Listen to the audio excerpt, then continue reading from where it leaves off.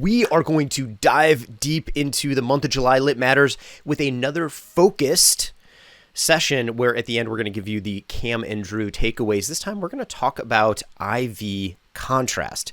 Now, Cam, over the past several years, I would say decade, this has become a hot topic in emergency medicine, really in medicine in general, which is the effect of IV contrast on renal function and how much do we need to care.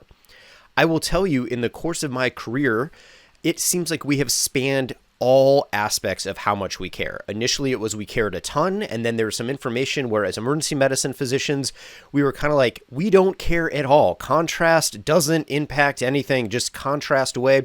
Well, like most things, the needle is kind of settling somewhere in the middle, and we're going to talk about the literature that supports that. But I think we finally have had a better understanding with some legitimate papers, both a consensus guideline, which is where we're going to start, and then two supporting papers to tell us that contrast does matter, but maybe not as much as we thought, and how we can approach it in a reasonable manner. What's your take? Drew, I'm going to try to pack all three of these studies together.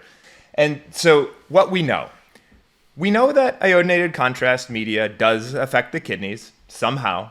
We also appear to know that the more volume of media you administer, the likelier to harm the kidneys you are.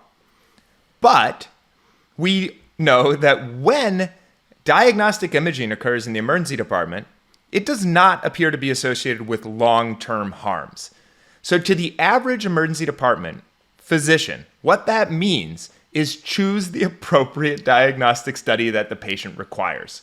Consider some of these patient variables if you're very concerned on the margin of causing an AKI event, but get the right CT study specifically, then talk about the patient and the downstream care. In general, they're going to be absolutely fine within a few days after the study was performed.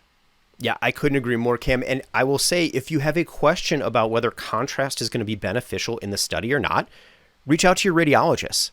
They are willing and able to read things that a decade ago I never thought that they would say on a CT scan without contrast or with contrast. And so just lean on them. We are not the ones that ultimately read the study. So if they feel confident that they can make the diagnosis without contrast, then it's likely fine to proceed without. If they need contrast to make that diagnosis and that's what the patient needs, then have the confidence that you can get that study without causing long-term kidney effects.